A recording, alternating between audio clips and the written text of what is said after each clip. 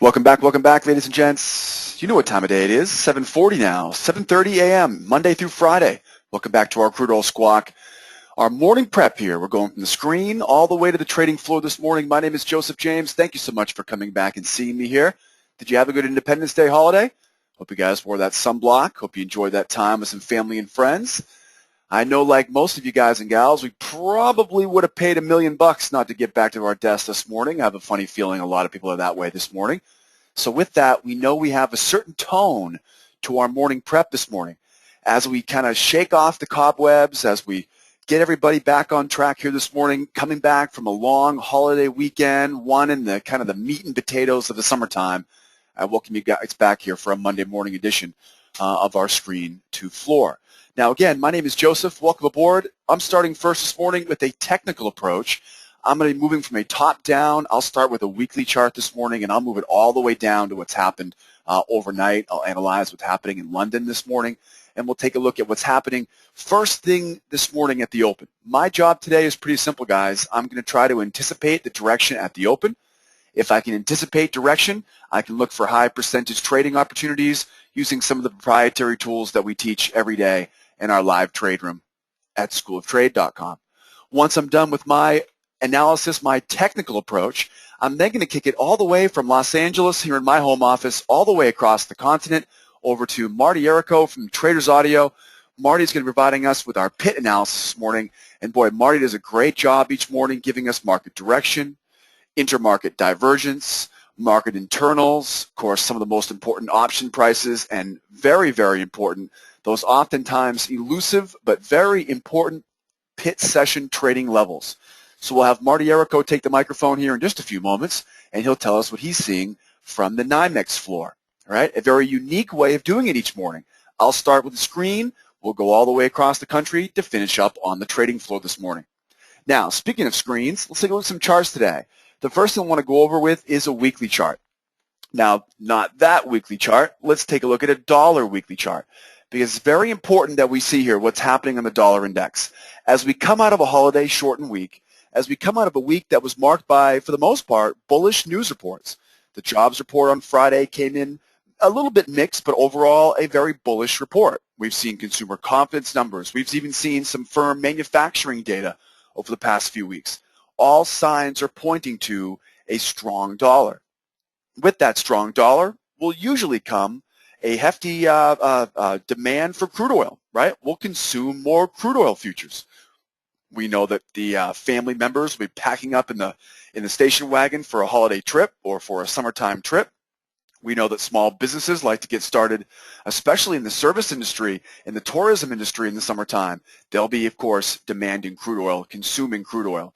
We know that with a strong dollar, we're going to see a weak euro. We're going to see a weak gold. We know that a strong dollar often means a strong crude oil demand, right? But sometimes if we get some news reports that are a little bit less demand of crude oil, we may see that negative correlation come and kick back into play. This morning, what I'm focused on first is this dollar index. And I can see how the dollar on this weekly chart has, for the most part, some resistance to work with right now, right? We can see we're playing around with this sell zone up top here, right, 85 even. But we know that we have plenty of room here if we keep going until we run into the next one. The next one here at 85,700. So the next level overhead of 85,700 gives the dollar plenty of room if these buyers want to keep pushing this thing higher. That's a big clue, right? Because we know to use a strong dollar, whether it be as a negative correlation for gold or euro, or it could also be a positive correlation for the strength and demand of crude oil. So 85,700, that's going to be the major line in the sand overhead if this dollar keeps kicking higher. Now, I also want to talk briefly about the daily chart on the dollar, because you'll notice the daily chart here shows us we do have that sell zone right here. So this morning is most likely going to be a morning where we're going to find out where this dollar wants to go. Is it going to be going higher to that 85,700 we talked about on the weekly? Or is this sell zone, get a little bit of a sell zone here provided from the supply into the market at the highs? We also have a double bottom down bottom here. This double bottom is also giving us a resistance zone overhead as well. So we know we have two levels of resistance here. We can see we've got big wicks right? Across the board, we've got one last big wick, and now it looks like it's going to try and tumble off these highs. We'll have to wait and see, obviously, what happens later on this morning as we go into the beginning of a brand new week. So we know the dollar index has plenty of room to keep going higher, but boy, it could also tumble here and collapse under its own weight here. We got a bunch of resistance overhead. Let's move over now to a crude oil chart. And the first thing I want to show us here on a crude chart is right where we have dollar resistance, we also have crude oil resistance. This, of course, was already posted on our Crude Oil Squawk blog this morning. You can go check that out. The link was posted for you in the chat box when you first logged in today. You can see here, where are we? We got a price wedge. We can see we've defined this trend line overhead. This trend line overhead gives us a very easy idea of where we have resistance. Lower highs, higher lows, we have a price wedge we can see is formed, and we are sitting at major resistance. Now, if somebody put a gun to my head and say, Joe, where will we go this week? I would say, well, I'd have to guess to the downside. But will these buyers come back this week, and will they be as strong as they were last week? Remember, we tested the 104 last week, right? Are we going to get back there again this week? We'll have to wait and see what happens today, tomorrow, and of course, as we lead into the beginning of this week. Looking at this price, we can see price should fall lower. But let's see how far lower it's going to go. The weekly chart tells us where price is likely to move next. Now let's zoom in. I'm going to skip a daily chart because the daily chart showed me a lot of the same stuff this morning. I'm going to skip down now to a 4-hour, a 240-minute. And now we begin to see just how far this price really can go without anything really standing in its way. You'll notice we found the 102.30. And then if you hop, skip, and jump down, you'll see the 198, so right around 101 even. And then, of course, you've got your 98. You've got your 98.40, which is directly below that. So we've got 102.30, 101 even, 98.40. These are, as you can see, what I'm going to use this chart for is to tell me that we do indeed have room to keep going lower, right? We've got room to keep moving lower. That's the most important thing. So this leads me to believe that weekly resistance, this 4-hour resistance, we are probably going to have the ability to keep selling retracements as we go lower. Let's take a look here, though, and let's see how far we really have to go so we can break out of the overnight session and we can start looking for some high percentage trades today. So it looks like we have plenty of room, but we don't have that much room, right? We got 102.30 here below us. Now what do we see next? Now let's move on over to an entry chart. Let's move down to a faster time frame here now, and I'm going to jump over now to a 5-minute. This 5-minute chart, very, very important because it's going to tell me exactly where we have the major support levels waiting for me below me. And most importantly here, we see a wide open space below 102.60. Let's review for a moment some of the support levels waiting for me below, and let's talk about what my plan of attack is going to be today. As we look lower here, I'm going to squeeze all this together here and see if we can't find out all the information. You'll notice that we have last Friday's previous low of day all the way down bottom here. I didn't even notice that earlier this morning. Okay, so 194. That's going to be a major, major pull. You can imagine being Friday's low of day. Right, that was just before that big takeoff up to 104. And you can see here, that's right within our reach here today. We look at the reversal zone first. As we move lower, we can see the reversal zone here. Move some of this stuff out of the way here for you. We can see here this morning we have the reversal zone from 102.78 to 102.60. That, as always, is the most important thing on my radar here right now, which means I am short-term bullish coming out of that reversal zone. Once we get below that 102.60 below 102.60, now we have some wide open space. I will be looking to enter a position short below 102.60, looking for profit targets at 102.37. I have that same 102.30 that we were looking at earlier this morning on that 4-hour chart, if you recall. So make sure you're aware of that 102.32. That level will be a level for a bounce. So I will look for a short here below 102.60. After that short, though, comes out, I'm taking profit here at 102.37. I will take profit at 102.12, and I've got a low there at 101.90. Additional support levels below me, 101.71, 101.46, and I've got that very important Friday's low at 194. If I had to guess right now and say if this thing got on a tear this morning, the downside, where it would go, That's 194, excuse me. 194, right? That would be where I would estimate price would end up settling here this morning if, like I said, we get that market personality that says the sellers are still in control. So right now, we get short-term buying opportunities. I will take some profit off, of course, at that trend line high, looking to hold on to my profit up to that next reversal zone above us. I will look to sell short here below 102.60, taking profit targets at 102.37, 102.12, 101.71. And of course, if we see that market sentiment is fully on the bearish side, 194 as we tumble all the way to Friday's lows. Looking back now to the upside here, let's take a look at what's happening to the upside. We talked about the support levels we have below us. Now looking at the resistance, and look at the wide open space we have above us there.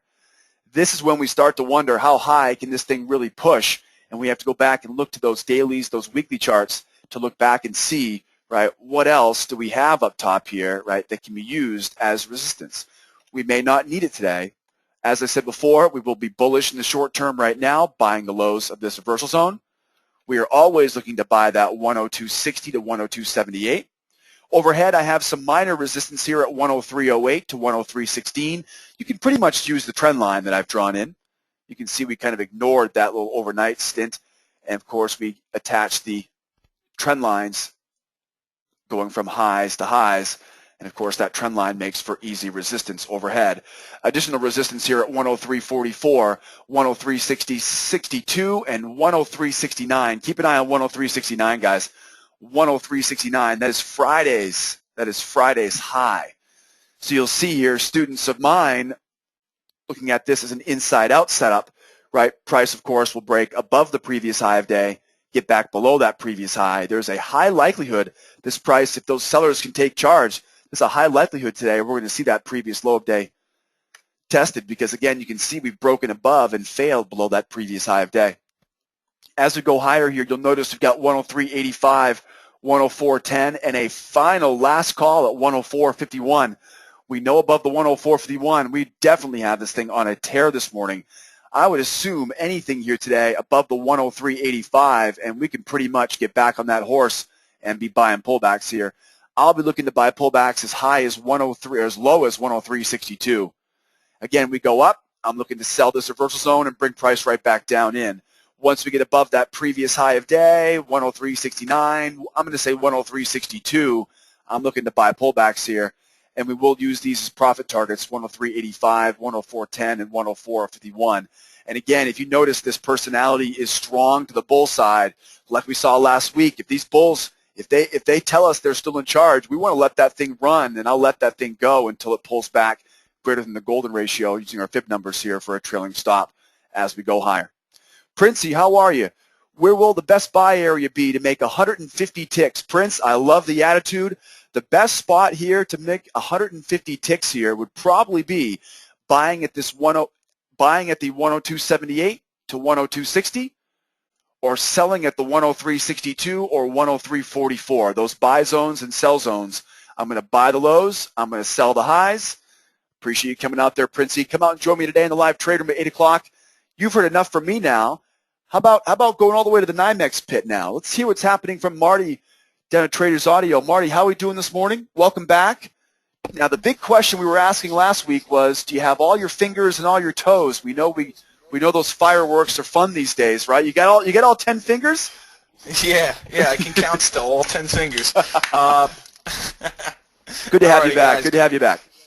Thank you, man. Thank you. All right, good morning to you guys. All right, well, the main thing that we saw on Friday, let me get my screens up here. So the main thing I was looking at on Friday, right, was, believe it or not, almost a pre-position here. We've been watching paper kind of getting a little light here, starting to sell off. Again, they were looking for the 104 level, really, and we breached it in the overnight session. We didn't breach it in the pit session, so I'm not going to give it. Here. I'm not going to say that was the level that we breached in the pit session. So again, we got in the overnight session. Paper was looking to actually sell that level in the options at least, but we'll get to that in just a few minutes.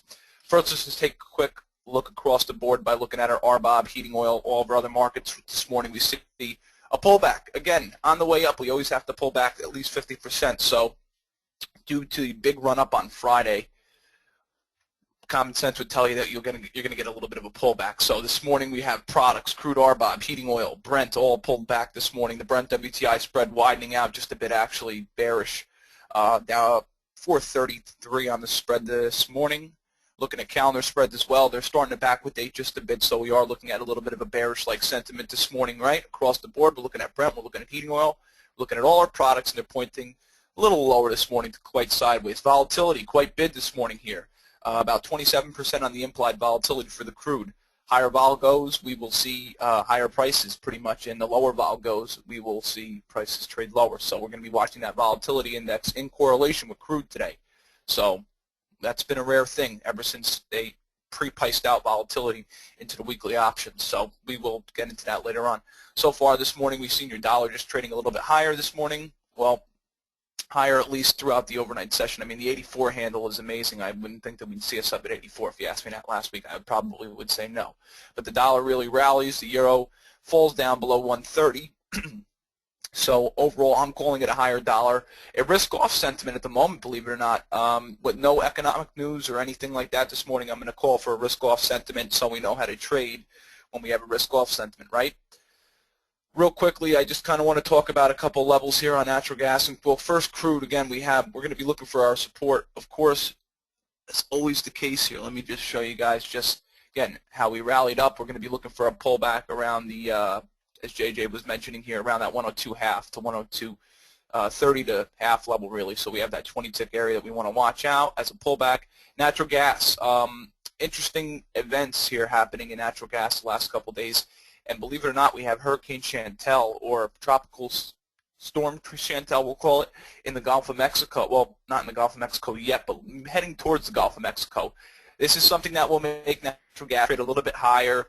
Also, the warmer than expected weather temperatures across the whole entire United States. NWS calling for above average temperatures across NWS, National Weather Service, calling for above average temperatures across the whole entire United States, so that will make natural gas rally. I'm looking for 370 today, above 370, then we can get up to at least 375 and use some profit targets up here around these levels of 374, 375. Again, we're going to be using just some highs from last week as some profit targets here, so we will keep that in mind again. So we're going to be looking for a break of 370s in the natural gas to trade higher. If not, we'll be selling this range and going back in, but I would not be a seller in natural gas at the moment. I think that we will rise as we are looking at warmer than expected temperatures across the United States. All right, let's go over those levels now. Again, we kind of breezed through everything real quickly here on a Monday morning. Let's look at our levels now. For today, I got pit session levels, well, really from Friday I have pit session levels for you, and today's levels of support resistance. Okay, let's talk about pit session high from Friday. We have 103.32. Once again, 103.32. Pit session high from Friday. Pit session low, 101.46. Good support level, right, guys? That's a very good support level, 101.46. Closing settlement number was at 103.20, right? Closing settlement number 103.20. Daily pivot today, 102.66. Very nice level of support as well. So I would agree with JJ. Look at that, 102.66, man. That is going to be our daily pivot today. Resistance above, I have 103.86, 104.52, and 106.38. Support down below, I got 102 even. I got that 101.46, right? I got 180, 98, 94. And once we get below 100 bucks, we're toast. We'll be trading back down by 95 at least, because there's a lot of volatility to the downside, and it will happen very quick. I mean, it will probably happen overnight session. You guys will miss the trade. So if we do fall below 100 bucks, it's going to happen quick, and we'll be down in the 90 handle if we fall below 100. Just to let you know, there's very high volatility, 30-40% to the downside, all put players. And as I mentioned in the pit on Friday, what we were looking at was kind of a early profit-taking type of mode here. Even though that they were still ripping to the upside, you know, everybody's thinking a step ahead in the pit, and these guys are putting in orders. They're putting in sell straddles. They're putting in you know, kind of stop limit orders. They're hedging to the upside because they know that it's just going to turn around and pull back on Monday morning, Sunday night. So we saw kind of a preparation of selling in the pit on Friday, even though very modest volume, very light, not a lot of players in there at all. It was very thin. So we're going to actually see a little bit more probably activity this morning. In an hour when we open up, we should see a little bit more selling activity possibly come into play as that's what the paper was doing, right? Locals are still buying volatility and still trying to buy this thing up. Locals are buying the highs. Paper's basically selling the highs of the month, so we're not going to fight the paper. All right, guys, let's talk about natural gas real quick. Again, we talked about the levels. We talked about getting above the 370 level. We talked about taking profit off at 375 and continuing to trade higher. Let's just talk about the levels. Pit session high from Friday, 363.30. Pit session low, 357.70. Closing settlement number here up on the top right, 361.90 was the closing settlement number of pit session on Friday. Daily pivot, DP, daily pivot, 360.90. Got some resistance above at 346.30, 366.60, and 372.20. Support down below.